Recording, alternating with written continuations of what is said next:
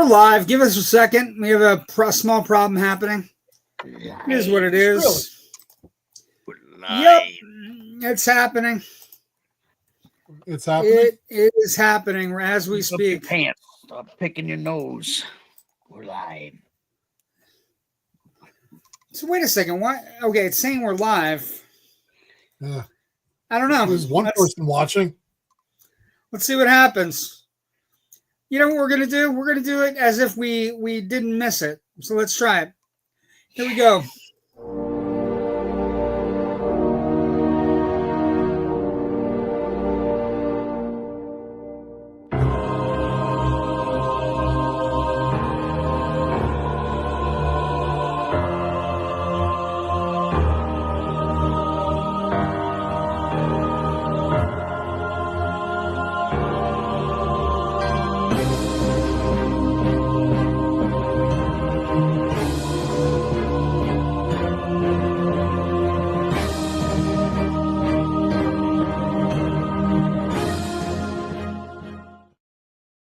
Welcome to Loud and Nerdy on a Tuesday night, as if nothing happened.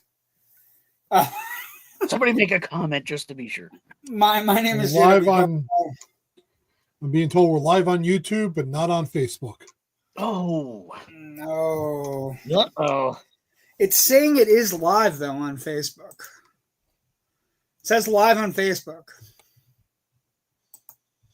It's saying live on Facebook. Fuck.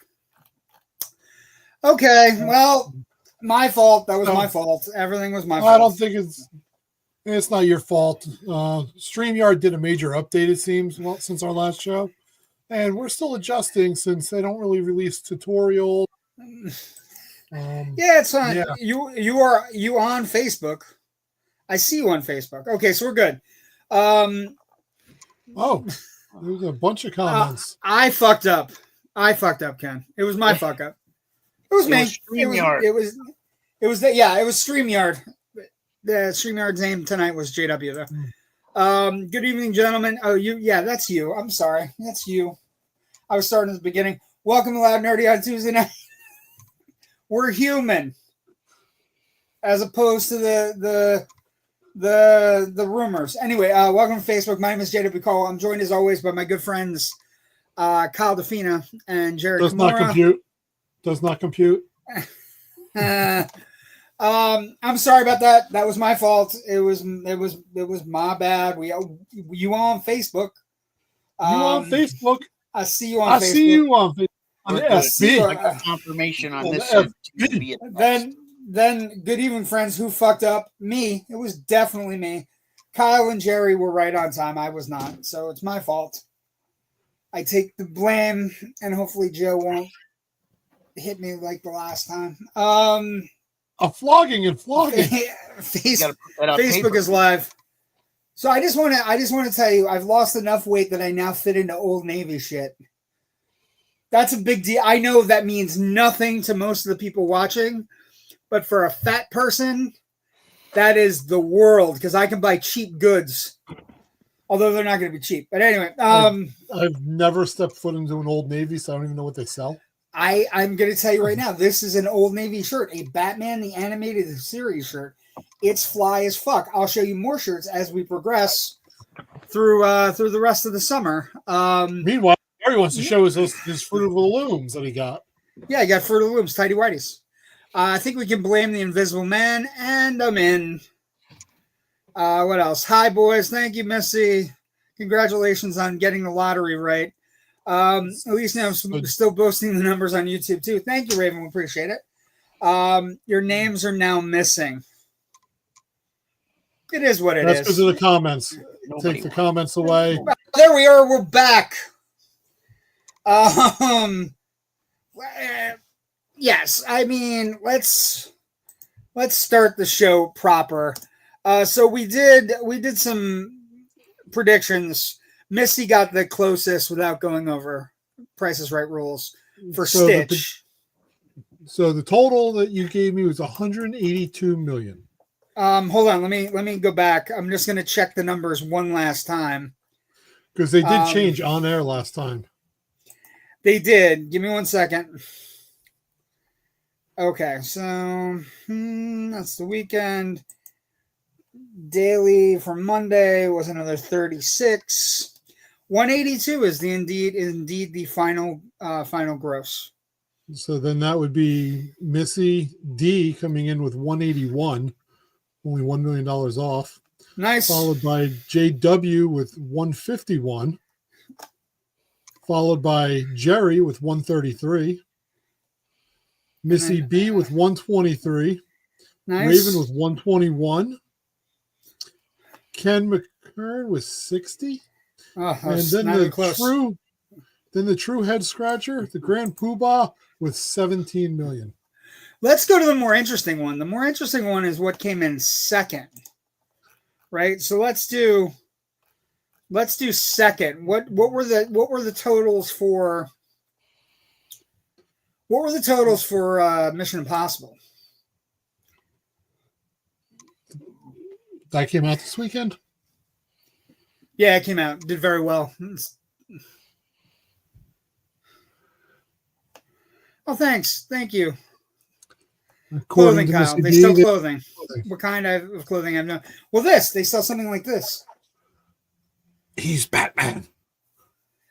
Look, Batman Animated Series is a great show. Anyway, okay, let's do the second one. What were the totals for Mission Impossible? We didn't ask that. Yes, we did, didn't we? I know. No, I gave a total that was wildly high, so I'm out. We definitely asked both. I don't remember doing that one. Jesus Christ! No, I said 95. It probably was while you were caressing your pillow, going, "Oh Tom, oh Tom." Just so we're clear, the better movie of the weekend is definitely Mission Impossible. Lilo and Stitch it's popular. Wasn't good. It's a kids' movie. They usually always do good. Oh, well, I thought we did both. Anyway, okay. Oh.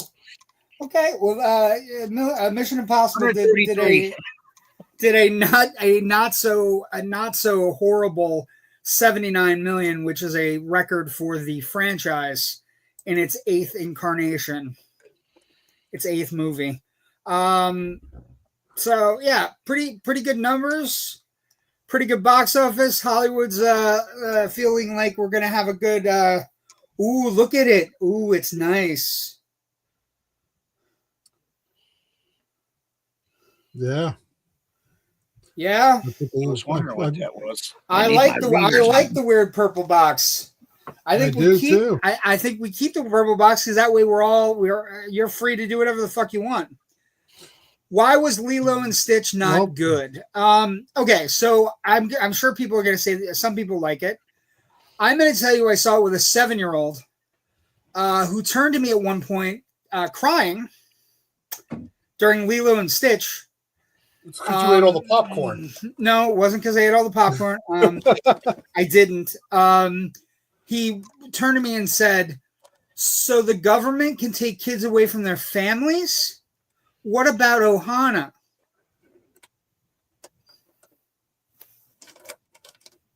And my answer to that is, I don't know why this particular subplot is going so far in a live action Lilo and Stitch movie, but we're going far.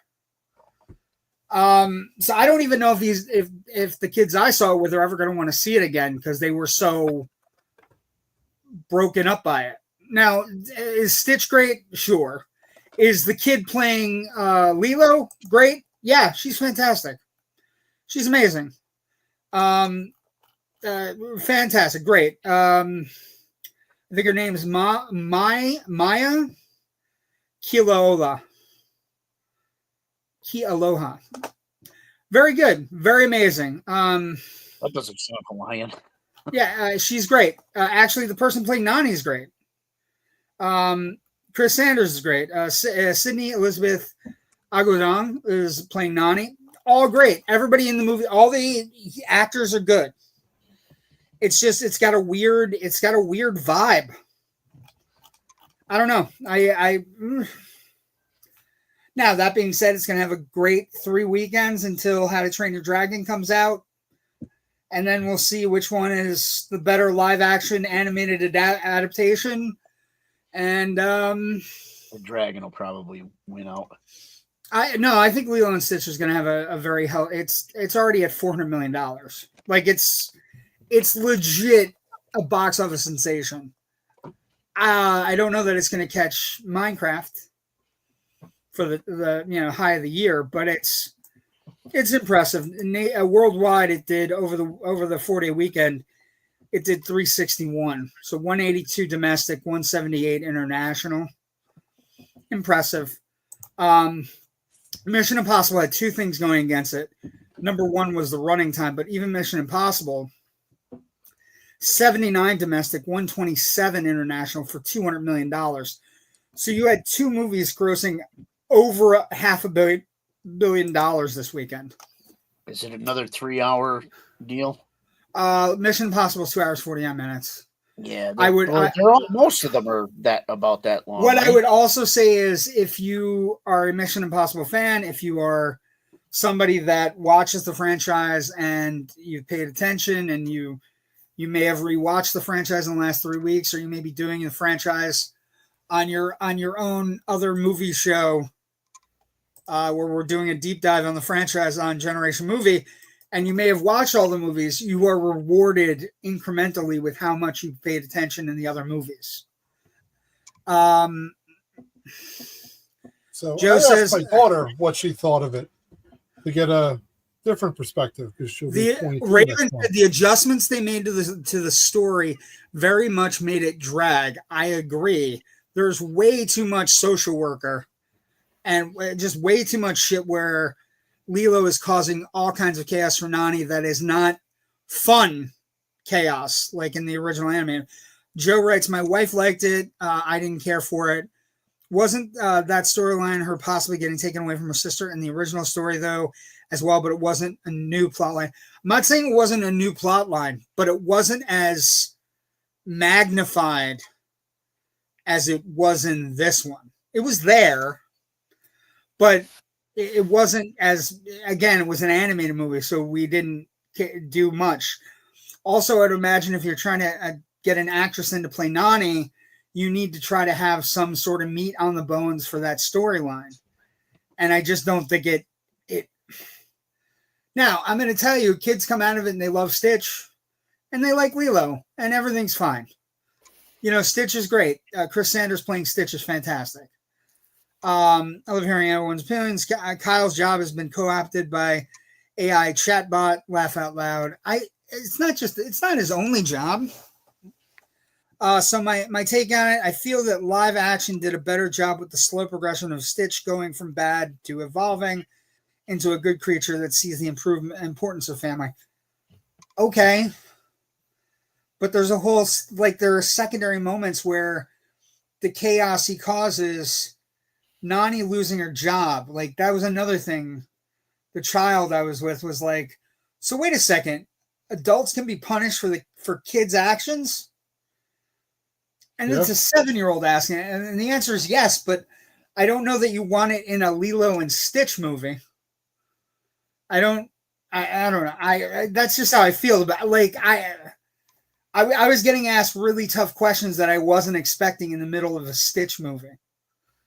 Does that make sense, Jerry? Like when you go to a movie with a kid and the kid asks you questions that you're like, I don't know what the answer to that is. You know what I mean? I don't know.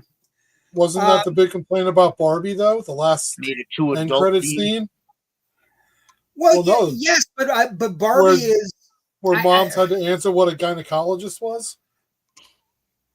You don't think moms talk about gynecology with their daughters? I don't know. That's fine. They're both going to be were they prepared were they prepared to answer? But I don't know that Barbie in the middle of a movie like you were. I don't know. Wait a second. I don't know. That was a kids movie. I don't know that Barbie is a kids movie compared like Lilo and Stitch. I don't think Barbie's a kids movie. A live action Barbie movie that girls grow up playing with Barbies is not a kids movie. It's not a kids movie. There's no way you look at the cast, the director, anything, and you go Barbie's a kids movie. I can't. So wait, I just put an answer in the comments if you want, folks. put two things up and go, what's a kid's movie supposed to be? I don't know that Barbie that was released is in the same boat as Lilo and Stitch. It's not even close. I'm just saying they both had things that people could be considered answering awkward questions in the middle of a movie to a 7-year-old. Sure, but I don't know that. I don't know that Barbie. That argument, you didn't have that argument with Barbie as you were praising it. Well, so. No, I didn't have the argument with Barbie because I didn't take my 7-year-old to see Barbie. I didn't take the 7-year-old nephew in the house to see Barbie. I took my 7-year-old in the house to see 7 and 9-year-old to see Lilo and Stitch, though. Like this blows me away. If you want to pick any other kids movie and that has tough stuff in it, I'm more than happy to talk about it. But I don't think Barbie and Lilo and Stitch are anywhere close to one another. Now, box office wise, they might end up being, because I don't know how much Stitch is going to do the rest of the summer. The chaos was important in the cartoon version. I didn't do that enough. Yeah, but I don't know that we want a Stitch movie where the consequences are so dire for the family. That is my opinion. I don't think it's a bad movie. I laughed. I thought it was funny. Stitch was great. I just thought a lot of it was a drag. Like there was a little bit of a drag when you have, giant chunks of the movie without Lilo and Stitch. And you have social workers talking to Nani about needing to get her shit together and get health insurance. And this stuff I don't think belongs in a Lilo and Stitch movie. Maybe we should do it. They should do an animated Sleepers movie. It's. Yeah, I mean, I knew when I was in the movie theater, I did see a lot of families that young kids for Barbie. I don't think a lot of adults understood it was a PG-13 movie. Maybe you shouldn't bring your 7-year-old. That's on them. I'm just going by what I see. I wouldn't bring a 7-year-old to a Barbie movie directed by Greta Gerwig. I know the movies she's been responsible for. Also, Will Ferrell, Ryan Gosling, Margot Robbie, they're not kid-friendly necessarily actors. But yet here we were when we were kids going to see. We were going to see shit that people were dying, and it is what it is. So when Eddie Murphy got casted as the donkey in Shrek, we should have avoided that since Eddie Murphy's not a kid-friendly actor at that time. No, Shrek. Not traditionally. No, not traditionally, but Shrek is a kid's movie. But those actors are not traditionally kids actors, but you can't do it both ways. You can. No, you can't have it both ways. There's no kid. Yes, you can. Shrek is a kid's movie. Also, there's stuff in Shrek that goes way over kids' heads. We need a groundhog cartoon with Ron Jeremy. No, we don't. I'm just saying. I think he is. I don't know. I think he's in a lot of trouble. I don't know. I just think whether you brought kids to see Barbie, that's one thing. But I also think, first off, Shrek is definitely a kids movie. So if you want to say Shrek, but Shrek. No, but you can't say. I'm not saying Shrek's not a kids movie. I'm saying. So wait, let's go through this. Let me finish. Let me finish. Okay. Okay. You're saying that these actors in Barbie are not traditional kid movie actors. I'm saying by that theory, Eddie Murphy was not a traditional kids movie actor. I would argue that theory. By that point in his career, he was, though. Fine. Wait, he had done Dr. Dolittle. He had done Dr. Dolittle. He had done The Nutty Professor. He had done several PG-rated movies. Haunted Mansion. He was moving towards PG-rated movie. Would it have counted then? I'm just trying to give a warning. So Shrek 6, Andrew Dice Clay comes out to do the voice. We taking our kids? They would never hire Andrew Dice Clay. Right over your head, like every joke. It's not. Dickory dock. Look at this mouse go off the clock. It's not a realistic idea. They're not going to hire Andrew Dice Clay. Why? What do you mean? Why? Because they would like to make money at the box office. Andrew Dice Clay making money at the box office is not something that's feasible. I see Ford Fairlane, see anything he's been in movie-wise. Casual Sex, anything. What's in I the didn't know there was bowl? anything besides Ford Fairlane. He was in Casual Sex, too. He would be good in an I animated think, cartoon. You got to admit. His voice would be perfect. Yeah, his voice would be funny, but it's also like, I don't know. The idea, I'm just saying. But that was Eddie Murphy's persona until he did his first kids movie. Or Sam right, Kinison but then he changed. He completely changed over. If you're talking about Murphy, right? You're talking about Eddie Murphy, and we shouldn't trust Eddie Murphy with Shrek. What I would say is it's again, we go from one extreme to the other, right? And Eddie Murphy again, as he progresses. Okay, so Shrek is 2001. What if I told you his last R-rated movie was 6 years before? So, and actually, it's like 20 years ago. His last R-rated. But Andrew Dice Clay is not. He's not relevant because he's not a viable. He's not like you want to do Shrek versus Lilo and Stitch. Fine. Okay. So after Vampire in Brooklyn in 95, he does The Nutty Professor, Mulan. Not in the kids movie, you say. Anyway, he does Nutty Professor. He does Mulan. But I'm just saying, But he still had a first one, though. After all that. Right. Nutty Professor, Mulan, Dr. Dolittle, Bowfinger, Nutty Professor 2, Shrek, Dr. Dolittle 2. Then he does Pluto Nash, Daddy Daycare, Haunted Mansion, Shrek 2. You don't get another R-rated movie till Dreamgirls in 2006. Then he does Norbit, Shrek the Third, Meet Dave. Imagine that, Shrek Forever After. So the next time he does an R-rated movie is Dolomite Is My Name and then Coming to America. That Dolomite movie was good, though. Dolomite is great. Then he does You People, Candy Cane Lane, another. He can go back and forth, right? And he does Beverly Hills Cop Axel F, which was also great, and Shrek 5, which is coming out next year. So the people in Barbie can, too, right? Yeah, they can. Sure, but Barbie, I don't. You view Barbie as a kid's movie in line with Shrek and Lilo and Stitch? I didn't watch it. I don't. No, but I'm just wait saying. a second. So you think Barbie is in line with Shrek? A family goes up to a movie board and says, the three family choices we have are Shrek, Lilo and Stitch, and Barbie. And you think one of these things is not like the other? I think if you have Shrek a family with two young, girls right? that are young that play with Barbies, they're going to want to see Barbie. It's all about the pink and the name and the. They're going to want to see Lilo and Stitch as well. But I don't think Barbie was marketed as a kid's movie. Barbie wasn't. It was PG-13. It wasn't marketed as a kid's movie though. Lilo and Stitch is being marketed as a kid's movie. I see it as totally different from what you're seeing it. Kyle, let me ask you a question. I'm just going to ask you a question. So you loved it, right? You think it's great? Lilo and Stitch? Yeah. I liked it better than the cartoon version. Ooh. Yeah. I think that's not even close.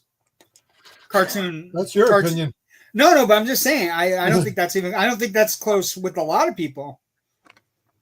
I don't think Lilo and Stitch versus cartoon versus the new one is even close. I think the reason it did well was the stuff we talk about all the time was nostalgia. And this is the perfect Disney vehicle. Millennial nostalgia is very strong. Right? What we were talking about with Snow White, what we're talking about with this, Lilo and Stitch is going to be a bigger hit because it's closer. The idea that you can have nostalgia for Snow White, which is, a movie that was released in 1941, and the idea that you can have a movie that was released in 2002 and 2025 is why Lilo and Stitch succeeds and Snow White doesn't. But I would be curious as to what the percentages of people who say they think the live action is better than the original.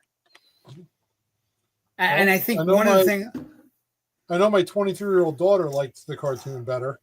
Yeah. Because I asked her to give me a small write-up on what she thought when she saw it. Yeah. Well, what about like the Beauty and the Beast movie? That was a live action one, right? I think there are popular live action movies. I think Cinderella is probably the best. The Lion King did very well. I think Beauty and the Beast is probably one of the better ones. Cinderella? No. Different again, not a kids movie, much like Barbie. That wasn't a kids movie. That's what I'm saying. I don't again, I'm looking at Missy. Missy says JW, a lot of people liked it better than the cartoon version. And then somebody says, like Lizzie Kitty Merrick says, I could see that. And then Raven wrote, wow, really? How about we talk about the individuals who are repeat viewers that are going back to the theater to watch the movie again and again and again? Okay. We'll see how it plays out. I mean, it has an easy glide for the next 3 weeks with regard both Mission Impossible.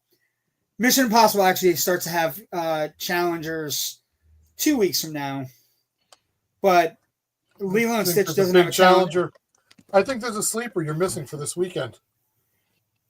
So you think this is going to knock Lilo and Stitch or Mission Impossible out? It's going to put a dent in them with the nostalgia, and not with the popularity of the Netflix show. It's going to do okay. It's not going to do great. It'll struggle to get above 30. That's just the idea. I also I'll give you a couple of things that are already going against it. Running time is 1 hour and 29 minutes. Oh, that's like an infomercial. Hour and 29-minute running time for Karate Kid Legends. I was looking at it. It's 94 minutes. That is not a lot of time to have Jackie Chan, Ralph Macchio, and a bunch of other people show up and figure out why we're all doing karate. That is perfect for the generation that it's aimed for, that need short bursts of stuff, that they don't have an attention span to watch a 2+ hour movie.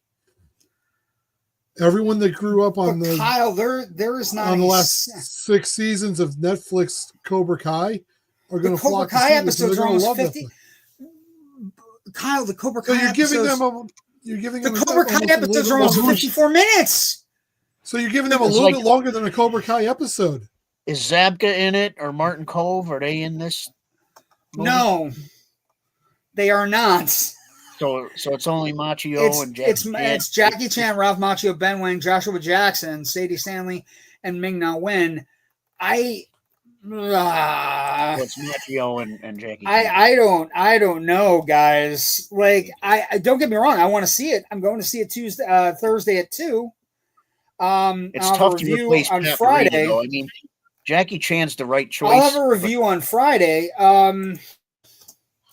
But I Drop see your predictions in the chat now for weekend take on. Yeah, weekend take. Weekend take. Closest without going over. Those are the rules. I'll say without going over. 15. No, I think it's gonna be higher than 15. But okay, so let's just talk about this. What do you have Mission Impossible dropping to? What do you have Lilo and Stitch? You have Lilo and Stitch dropping to 60%. I'm trying to gauge how you think Karate Kid Legends is going to knock either one of them off the top 2. I think it's solid 3. Let's say if I think Lilo and Stitch stays in first, but I think Karate Kid goes to 2. I'll take dollar bet. You want a dollar bet on that? I don't think that. I don't. That's insane. I don't think. First off, it's insane for 2 reasons. One, Karate Kid Legends is getting no premium screens. None. Zip. Premium screens are going to be Lilo and Stitch, and premium screens are going to be Mission Impossible. Now, Mission Impossible will lose the premium screens, or there will be a fight for premium screens with Ballerina next week. But Karate Kid Legends 35. Maybe if they made it a Cobra Kai movie, it would be a little. Yeah, that's what I mean. Like, it's just, I don't know. You're gonna have to knock off. I don't know. 35. Let's say 35. Let's say 35 in third place. Because you would have to, for it to, okay, let's say it grosses 40 million. That means that for it to take second place, Mission Impossible would have to drop 60% at least. I think most people that wanted to see Mission Impossible went that first weekend. Okay. So I would say, would you say the same thing about Lilo and Stitch, or Lilo and Stitch just keeps on cruising? It's going to have probably a 40 to 45% drop off, but it's still the only kids movie out there. And I know in the Northeast, we're looking at a nor'easter on Saturday, so people are going to be looking for. You guys have snow? No, a nor'easter rainstorm nor'easter. They could be rain also. It's not just snow, but a global. It's going to come up the coastline. So I can see that really pushing families. Ken wrote, I might watch Karate Kid to see what locations they use in my city. Another swing and a miss for supposed woke Disney for not including Drag Pleakley. I know a few adults going to Karate Kid. Karate Kid Legends, $53 million. Okay. 39.5 from Joe. I'll go 35. I already got you down for 35 in third place. Third place. I just don't see it. I don't see Mission Impossible. It's not losing any of the premium screens. High end for Karate Kid would be 45, maybe. I don't know. I just don't know. Ken, where you at? You're usually the one with the predictions going. This is what it says it's going to do. I think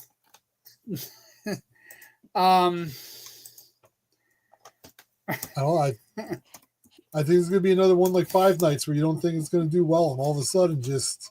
Well, no, Five Nights and Karate Kid Legends are. Again, that's two different things. It's weird. I don't even think it's not comparable. Like,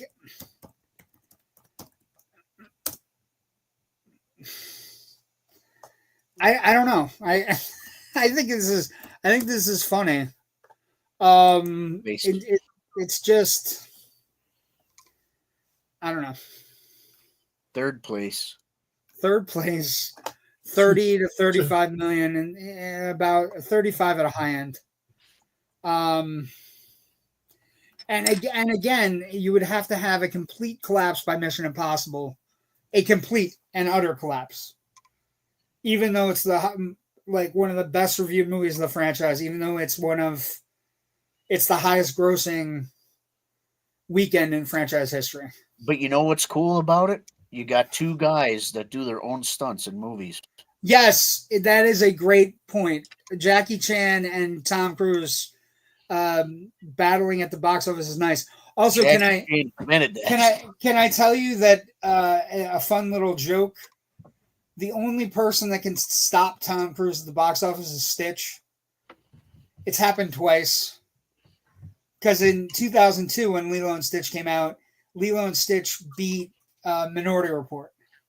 So you have Lilo and Stitch beating Minority Report in 2002, Lilo and Stitch knocking Top Gun out of the Memorial Day record books, and then also he beat Mission Impossible. The reason Mission Impossible was 79 and not higher was the running time. The running time was a huge drag on it. I think I'm underestimating the fan base of the series. Okay, but nobody from the series except Ralph Macchio is in it. And also, let's say they are. How many are going to get any screen time when you have Jackie Chan and Ralph Macchio and 94 minutes? Well, Joe's saying he's seeing a 2-hour runtime for Karate Kid. It's not. I don't think the PG-13 is going to hurt it, Joe, because no, PG-13. I think most of the audience is going to be 13. Original Karate Kids, PG-13, everything, that's fine. That won't hurt it at all. And then the other demographic they're going to get is there's so many I think you're women that love Ralph Macchio. I think you're I'll give you another side thing that I think is an old-time movie thing, and I wonder if Jerry would agree with me on this one because he knows. I think you're overestimating the Cobra Kai bump because there's a very fine line for paying for things you get for free on your parents' Netflix. There's a very fine line, but putting down $14 and hoping your guy's in it. Laugh out loud. I'd rather see Rush Hour 5 and Rush Hour 4 sucked. Okay, so I don't know where Joe got the 2 hours. Running time is at a solid 94 minutes. Budget, they don't have the budget or anything yet, but I don't know. It's already premiered at Mexico City. It's already grossed $13 million from Mexico on May 8th on. So it's only done $13 million in 3 weeks in Mexico. So internationally, we're not. What's the average movie going price in Mexico? 1 hour and 58 minutes. I see it, Joe, but that's not. Maybe that's what the 1,000 previews at the beginning of the movie. 1 hour 58 minutes would be. Hold on, I'm gonna do one more deep dive search while we're talking. I think you're overestimating the Cobra Kai. Also, I think if it was a direct Cobra Kai Karate Kid movie, I think it would be much different than Karate Kid Legends, where they're mixing the Karate Kid that came out like 3 years ago or 4 years ago with with Ralph Macchio, like kind of, I think you're overthinking all of this, and I think it should be with everything we laid out. Let's just sit back and see and go on to the next topic. Yahoo has a story. Wait, Yahoo has a story. Karate Kid Legends runtime reveal will be the shortest movie in franchise history. According to AMC Theaters website, Karate Kid Legends has a runtime of 1 hour, 34 minutes, 94 minutes. This makes it the shortest film in the Karate Kid franchise thus far. 1984 Karate Kid came in at 2 hours and 7 minutes. Karate Kid Part 2 was 1 hour and 53 minutes. Part 3 was 1 hour and 41 minutes. Yep.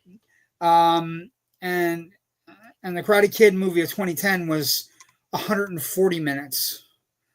And the next Karate Kid was 1 hour, 107 minutes long, so 1 hour and 47 minutes. So it is the shortest by far. I'd be more inclined as an adult right now for Karate Kid to see a rated R Karate Kid movie, like Cobra Kai. Yeah, like a Cobra Kai movie with like. Yeah, I don't know that it's right. That's where they took. Yeah, I will say there is one other movie opening this weekend because we're doing this early. I'm having some difficulty finding the numbers. So if you're able to find the percentage, the only thing I can find is that 1%, the one up Mission against Impossible's last drop off. Last time Mission Impossible opened was 7. What was the drop off from week 1 to week 2? Okay, well, different. Wait a second. Can't do that one. Try 6. Don't do. Kyle, don't shake your head at me. You can't do 7. And you know full well. You know full well. Everything you're saying is shut up. It sucked. Because it sucked. Okay. Well, okay. Do you want to know? You want the answer, Kyle, or do you want to just be shitty about it? I'll give you the answer. You can't do terrible tonight. You can't do 7 because 7 the following week was Barbie and Oppenheimer. I don't know, the single greatest fucking movie-going weekend in the last 5 years? You can't do 7, buddy. It went up against the Juggernaut. You can't do 7. You can do 6. Maybe do Fallout. Barbie and Oppenheimer were a juggernaut. That did happen. So you can't do 7. That non-kids movie Barbie? Barbie isn't a kids movie. This is one of the stupidest things you've ever come up with. I'm being serious. Like, this is ridiculous that you think Barbie's a kids movie. It was never marketed as a kids movie. In fact, the first trailer for Barbie aped that amazing kids movie 2001. Like, wasn't a kids movie. And you can't do Mission Impossible 7 because Mission Impossible 7 the following weekend was Barbenheimer. It was Barbenheimer weekend. And we know what happened on Barbenheimer weekend. We had 2 movies that grossed well over $100 million each. Totally different animal, buddy. Karate Kid's Legends is not Barbie or Oppenheimer. It's not even fucking close. Come on now. I know that you guys have thoughts in your head that I don't know the movie business anymore, but that's a fucking joke. That you would go, oh, you know what? Karate Kid Legends, that's comparable to Barbenheimer, the Barbenheimer weekend. No one said that was comparable to that. But you're trying to look for Mission Impossible against Barbenheimer is not you understand that's a ridiculous thing. Originally. I see.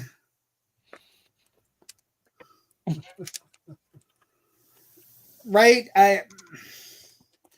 Wait, that's a little low. No one ever said that. I don't know that that's true, but okay. But okay, so let's do the drop off of Mission Impossible 7. Let's do it. Are you do you feel you might be in a drinking demographic of people that still enjoy a Tom Cruise movie? In all seriousness, because I don't see the excitement for him anymore in many demographics, except for our age group, pretty much. Well, I mean, he's one of the last bankable movie stars. But I mean, if you're questioning whether I'm a fan, I'm definitely a fan. I'm a fan because he's delivered. Also, when you say nobody is really a fan anymore, I'm just curious. You do realize there was a movie called Top Gun Maverick 2 years ago that saved the movie business, right? That one probably ran on a lot of nostalgia. But it saved. Wait, stop. No, it did good. It did good. It grossed $1 billion. Yeah. Wait a second. It saved the movie business. But it ran right, like Karate Kid. But wait, I do want you to admit that it saved the movie business. It saved theaters. Him holding it off until it premiered at theaters saved the movie business. Right? Or no? I mean, well, it wasn't him. It was Val Kilmer's appearance in it that did it for me. But Okay. Sure. Sure. But you're right. Nobody likes Tom Cruise movies anymore. I don't hear that buzz or excitement about Mission Impossible 8. There was buzz and excitement for Mission Impossible 8. I mean, I'm sorry it was drowned out by going to see Stitch, but it definitely was. I mean, it did pretty well.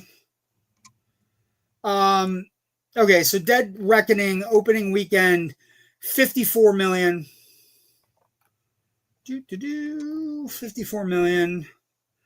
Again, 54 million again, which is down from 79 million for this weekend. Or 65 if you want to do 3-day.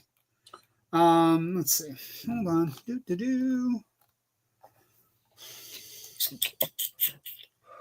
Details.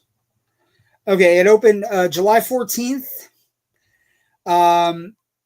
Opening week gross was 78. It dropped 65%, so 19. But again, in July 21st, to put it in perspective, July 20, and I have the weekend chart from July 21st.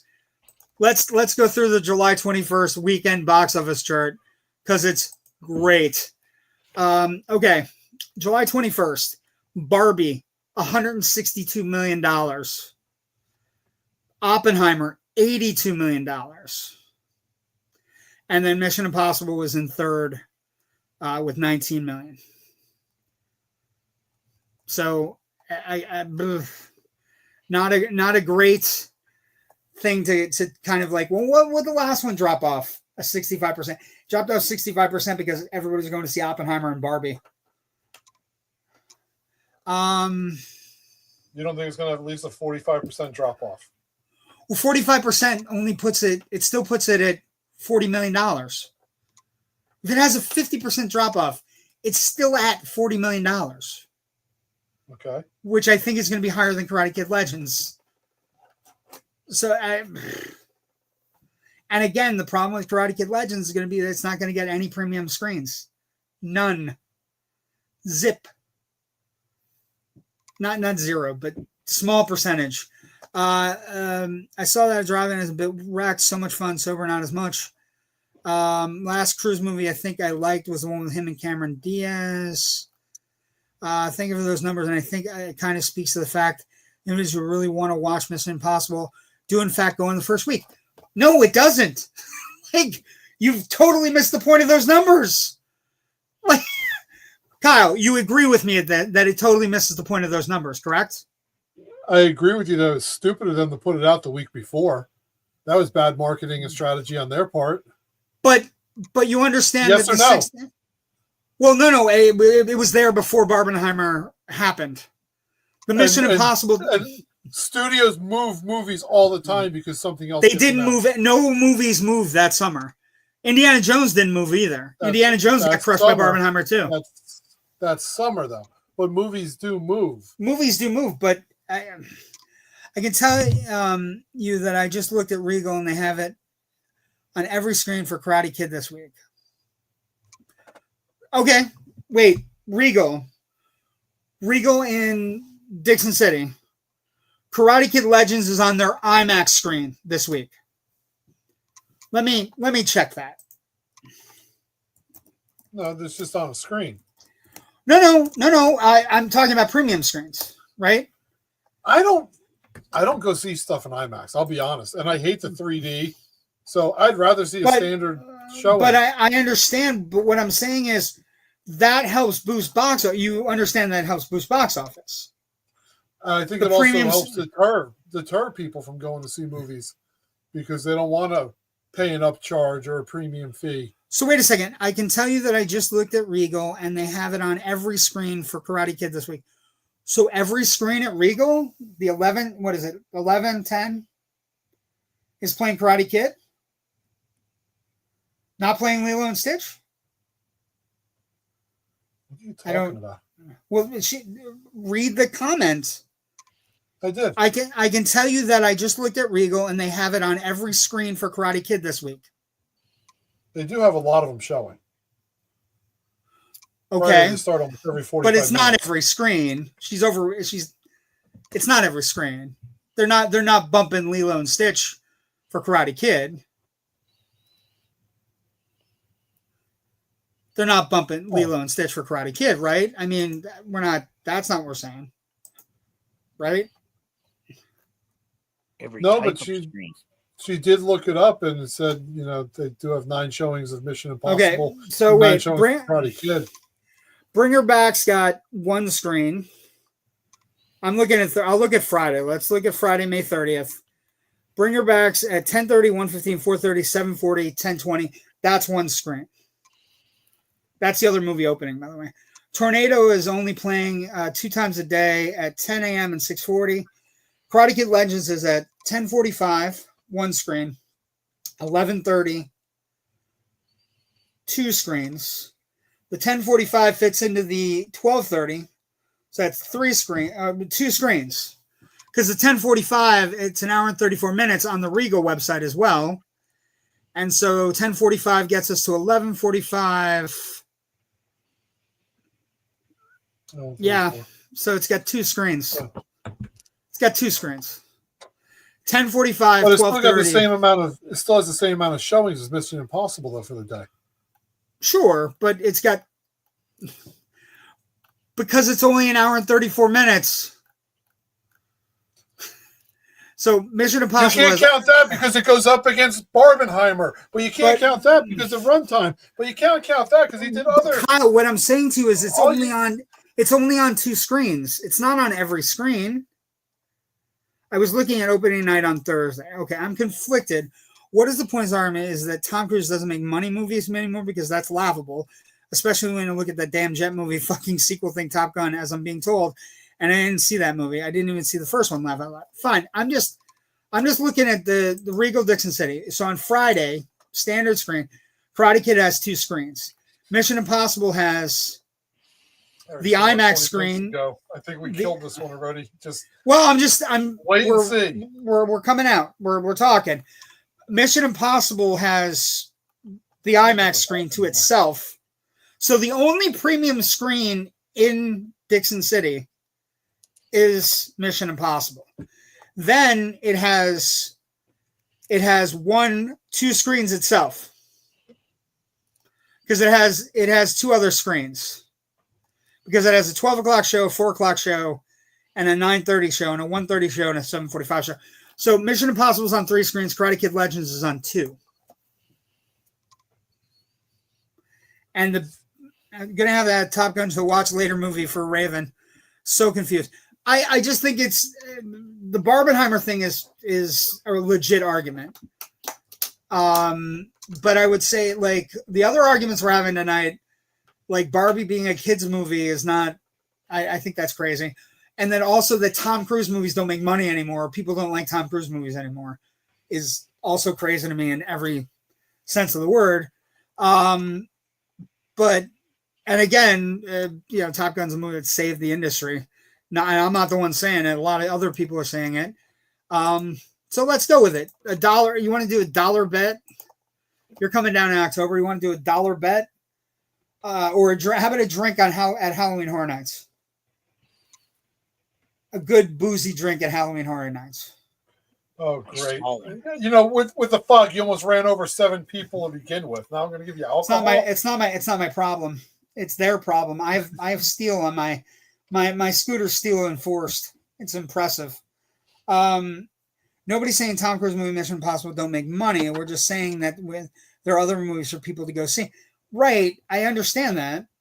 But actually, you did say that. Kyle did say that there's no excitement. You definitely said that. I did. Okay, but she's saying nobody's saying the Tom Cruise movies don't make money. You definitely just said that. I said it because there's no buzz whatsoever around me for this Mission Impossible 8. I am. Have you met my husband? He's nobody.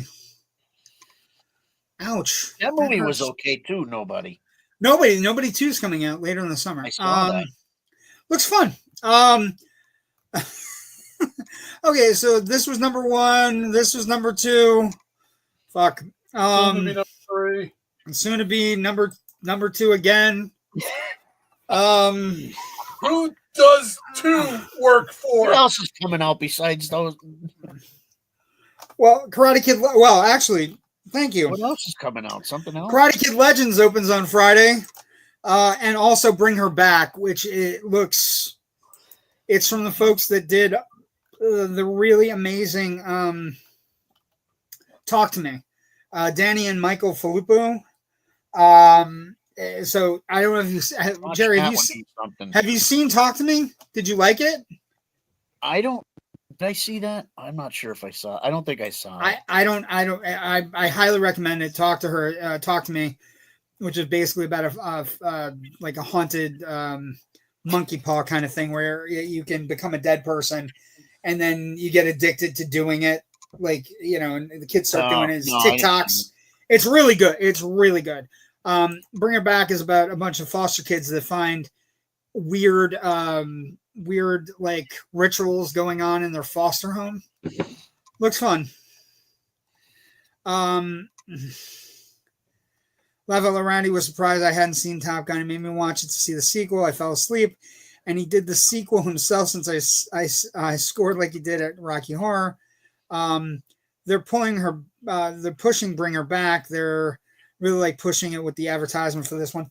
Well, yeah, I mean they had a big sleeper horror film that did very well. He has his moment, laugh out loud. Maybe that'll be Talk to Me looks interesting. It looks really good. I'll look at it this way. Anytime I say nobody likes Kyle, I consider myself nobody, and I love Kyle. So love that, my man. I love him. I gotcha. But he definitely said nobody's going to see Tom Cruise movies anymore. Anyway, finishing that. Let's get to my mother's recommending boxing gloves. Just saying. No boxing gloves needed. Some of the things that have been said tonight are absolutely crazy. This is some of our craziest shit. Well, Kyle, the idea, I don't know. Okay, I'm just gonna leave it. Let's talk. Last of Us ended. It was pretty good. It was shocking. It went from one extreme to the next. Second season, not as good as the first, but still pretty solid material. A couple of really great episodes. We'll see what happens with the third season. They're jumping all over the place with the game and the movie. Jerry, what comes from your basement this week? Save us, Jerry. Save us. We have a really good one this week.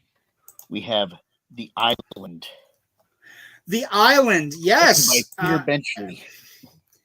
Yeah, The Island. So I have a really cool poster. Look at this poster. Michael Caine. Jerry, look at this poster. For 300 years, a terrifying secret has been kept from the outside world. Look at this. This poster is amazing. I was looking at it going, that's really cool. Like, look at the R ratings even in a weird spot. So it's a Michael Ritchie film. It's really well done. And it's this, it's based on this. The screenplay itself is written by Peter Benchley. Came out in 1980.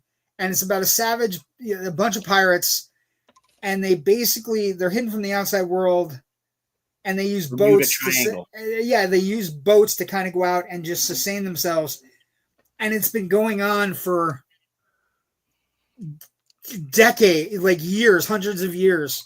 And so basically this British-born American journalist who's from the Navy basically investigates, and he wants to know why so many boats disappear in the Bermuda Triangle. And he basically takes his son Justin with him, and they have like a little trip from Florida. And he promises him he's going to go to Disney World, and then they both are basically they get taken to the island by these savage pirates. And it's a really interesting. The interesting part is what they do is they brainwash Michael Caine's kid because they're descendants. They feel like they're descendants of this pirate family, and they end up turning the kid on Michael Caine, and the kid's trying to kill him. At one point, there's a question. Raven asked Jerry, "Is that the original of the remake with Leo in it? Are two different movies? Leo is the beach. Plots. Leo is the beach. There was an island, but that was a Michael Bay movie. But that's a different. That's a Michael Bay movie, and that's more in line with. It just shares a name.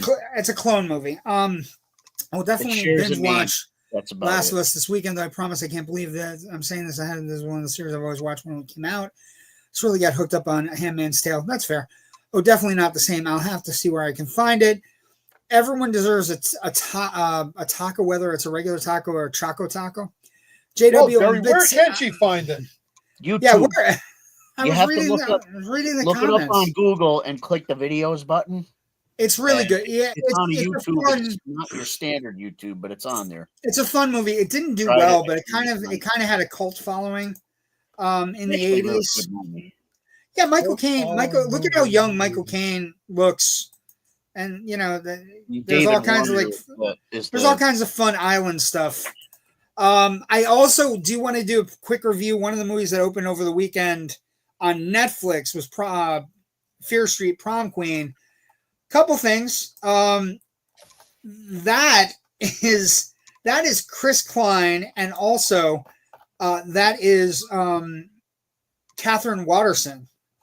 And if you know those people, like Chris Klein from the American Pie movies and Catherine Watterson from Prometheus and a couple of the Alien movies, so they are in this Fear Street movie, and it's about a prom queen and one girl's from the wrong side of the tracks, and she's her mother's apparently committed a crime, and she has a friend who's clearly Ducky, from but in female form, who also may be in love with the prom queen as well, because that's where we are.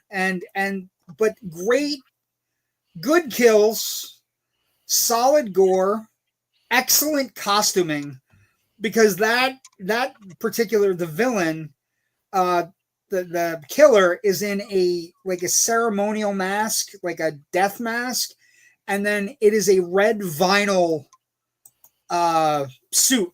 So, when the blood splatters happen, it doesn't damage his suit, which is kind of cool. You know what that red reminds me of? It reminds me of the Devil's Reign. With Borgnine. It was, yes.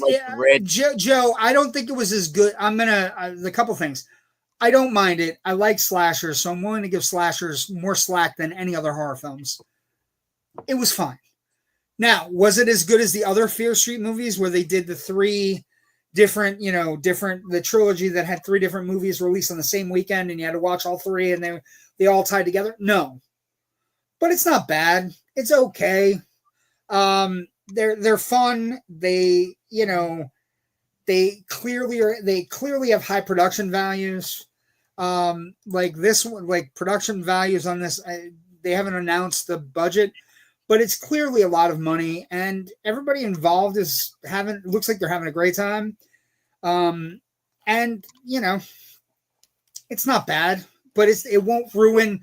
Sometimes when you watch movies on Netflix and you watch it and you're like, that ruined my weekend, or that wasn't worth my time.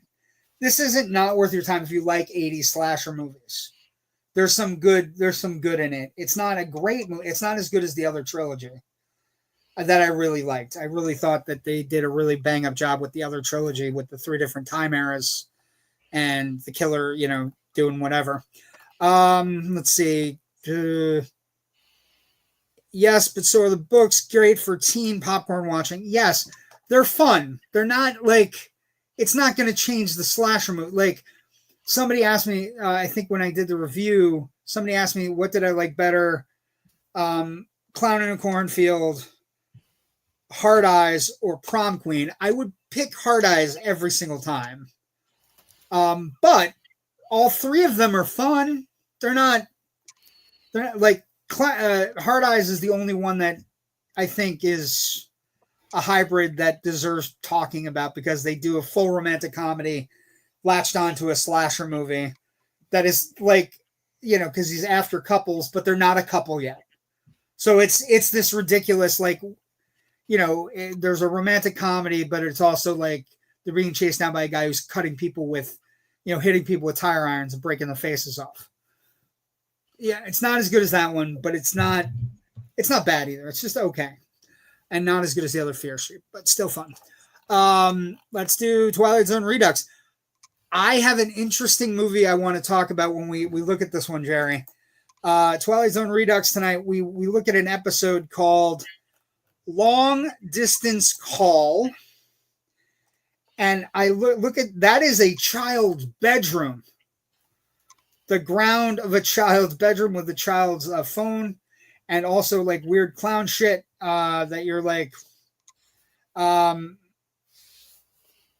So it's crazy. Opening narration happens very late, many minutes into the episode. It is episode 58 total. It is episode 22, season 2. And it's got a lot going on. Billy Mummy plays the little boy, and basically the episode starts with, it doesn't start with the narration, but it basically it's an old woman coming to visit her grandson. Episode premiere March 31st, 1961. And here's the narration that happens a few minutes in at this child's birthday, with Rod Serling walking around the house in a creepy fashion. As must be obvious, this is a house hovered over by Mr. Death because the grandmother's sick. That omnipresent player to be third and final act of every life. And it's been said, and probably rightfully so, that what follows this life is one of the unfathomable mysteries, an area of darkness which we, the living, reserve for the dead, or so it is said. For in a moment, a child will try to cross that bridge which separates light and shadow. And of course, he must take the only known route, this indistinct highway through the region we call the Twilight Zone. So basically, Billy's beloved grandmother visits, and she loves him, and he loves her. And you know, it's a birthday, and it's a very happy birthday. And she gives him a present, and like there's tension between the mother and the mother-in-law. And basically, the mother goes, "Open this present next," and the grandmother then, "Billy, don't you want to open my present?" And you know, kind of steps on the mom's toes. And basically, he opens up a little toy telephone, and you don't think anything of it, and it plays around for a little bit, and it's like the opening. You have no idea what's coming, but like that's the first time he plays the telephone is at his birthday. And she's like, "Call grandma on the telephone, Billy." And he calls her and they have a little conversation. And then it just starts, you know, the grandmother gets very sick. And on her deathbed, she says that her son, who's Billy's father, isn't her child anymore. And Billy is her child. And then, you know, the mother takes exception to it. And the father is basically like, look, she lost her mind. She lost her mind. She was on all these drugs at the end of her life. We shouldn't have let the kids see her, but we did. And also, I told you my mother lost all these people. That, you know, basically, you know, had different whatever. And, you know, and so he's like, it wasn't a big deal. She was high off her ass on pain medicine.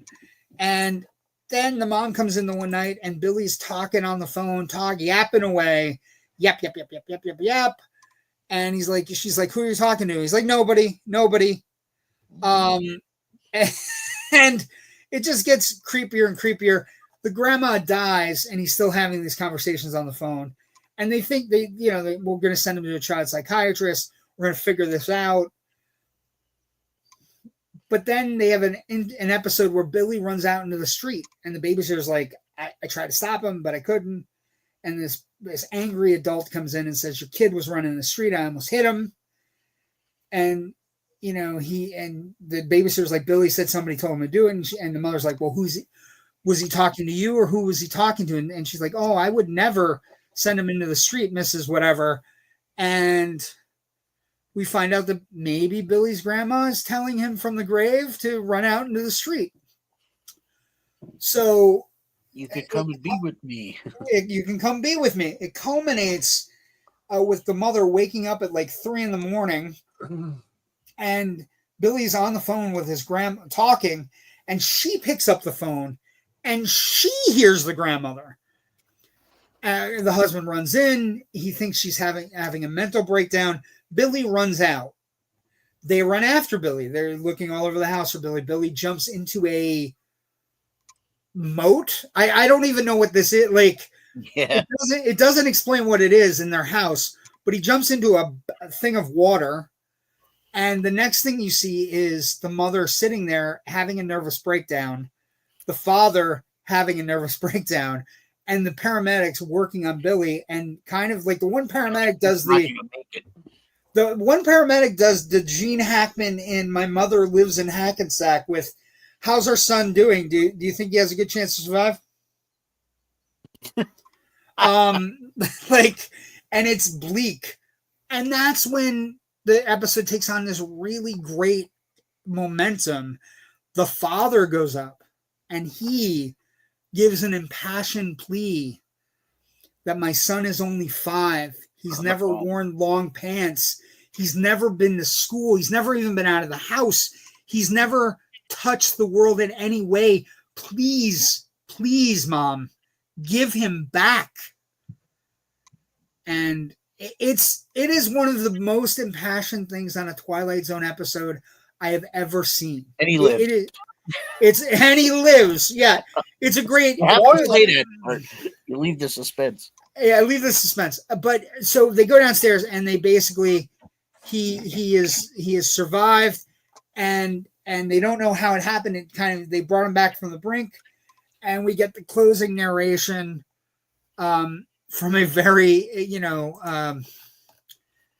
a toy telephone, an act of faith, a set of improbable circumstances, all combined to probe a mystery, to fathom a depth, to send a facet of light into dark after region, to be believed or disbelieved, depending on how you frame a reference, a fact or a fantasy, a substance of a shadow, but all of it very much part of the Twilight Zone. It is an amazingly well done episode. And, it was originally called a spec script called Party Line. And it was submitted basically it was Maxwell Sanford. And he, so he is not somebody, it basically wasn't allowed to submit scripts. Richard Matheson had also an unrelated short story titled Long Distance Call. And then they basically make it up and they fix it and they write the script. But there was a lot of writing credit controversy over this one because it's based on two different things. One was named whatever. And again, this is one of the episodes where it looks kind of bad on high def, but it's a really good episode. And the movie that all I could think of was Poltergeist. There is a clown toy in the child's bedroom. The child's floor is terrifying. It's the aged grandmother even looks like Reverend Kane from the Poltergeist 2. She looks emaciated and sick, and I just can't imagine a world where Spielberg and well, she gets on the phone too. She gets on the phone. It's a wild little episode, and it was good. I had never seen this episode. I'd seen the other Billy Mummy episode, but never this one. So really good episode. Really good episode. Reminded me of Poltergeist in all the good ways. And could easily be accessible as a way to make a horror film submission. It was really good. Next episode is 100 Yards Over the Rim, which stars the incredible Cliff Robertson, and it's about travelers in New Mexico that go over the ridge and end up in present-day New Mexico. It would take a miracle. Yes, they say it. We don't all have indoor moats. It was an outdoor moats. Like I said, it's a weird thing. They're running around the house, and then he runs outside, and it's not a pool, right? Because there's flowers. It's like a floating water bed, like a floating flower bed, maybe. I don't know. I just know that he drowned. The kids these days even know what a party line even is. Laugh out loud. Probably not. Totally called it, Ken. First time I saw this episode, really good. It was a really good episode. It was incredibly well done. And like I said, I think the performance that I clung to here, the fathers, and Philip Abbott plays the dad, Chris Bales. It is such an impassioned plea for this mother on the other end of the phone, who he probably doesn't hear, but she clearly hears him because the kid comes immediately back. But he's never worn long pants. He's never been to school. He's never he won't even get the chance to have a girlfriend. He's only 5. Give him back. And I was touched by it. I thought it was really, really good. And he's holding the phone and he just kind of crumbles, and then he goes downstairs and the kid's okay. And it's like happy ending in the Twilight Zone, but it could have been a lot worse. You know what I mean? Like, I really enjoyed this episode. I don't know. I'd never seen it before. So I like that we're getting episodes we've never seen before. Okay. We've fought for too long. We've talked about things too much. Time to end the episode, folks. What do you got going on, Jerry? Another fun Tuesday. It's like, except for all the fighting. What do you got going on, Jerry? What do you got coming up? Do you have a big show coming up? And what kind of weather are you going to be in? Did you have a show Memorial Day weekend? You did, right? We did. It was like sunny, then it was windy, then it rained, then it was sunny, then it was windy, then it rained. We had a birthday party and hail on Saturday. We had hail. We had nickel-sized chunks of ice falling out of the sky during the birthday party. It was crazy. It was like, and we have metal roofs, so it was like tick tick tick tick tick tick tick tick. Like, it was nuts. But the gig went well. Everything went great. Yeah, it was fine. When we played, it was really windy when we started, and then the skies opened up. It was sunny. As soon as we got done, it started raining. It was like perfect. Some of the other bands, thank God, they got rained on, but we got lucky. None of my gear got wet.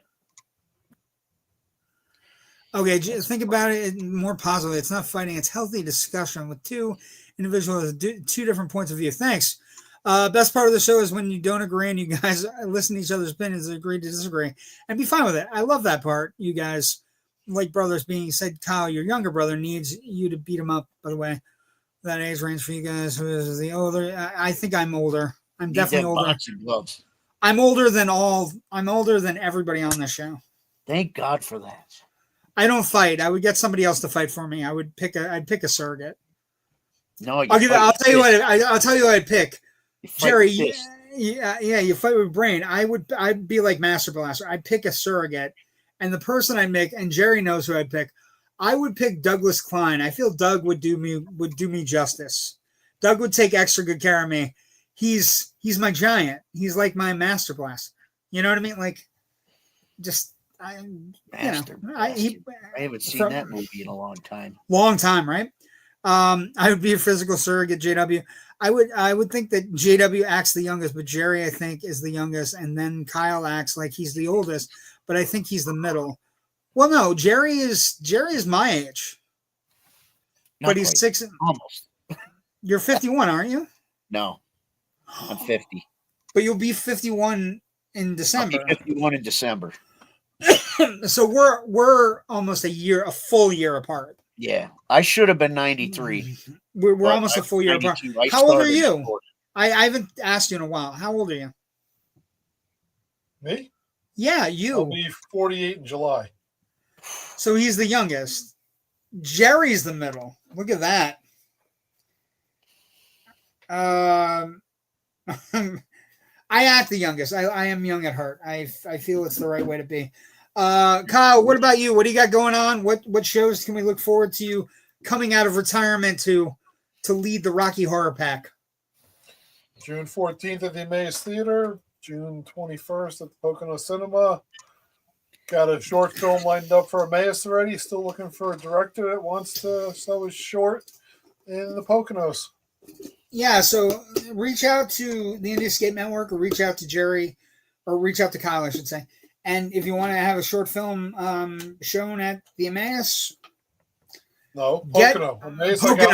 Pocono. Okay, Emmaus you already got. So you only want one. Is there a time length on these, or like what's the 10 to 15 minute movie? 10 to 15 minutes. Area that can be out there to talk to people, answer questions. So okay, but can it be like a really short movie? Can it be like 2 minutes, 2 to 10 minutes, or sure? Okay, so any kind of movie.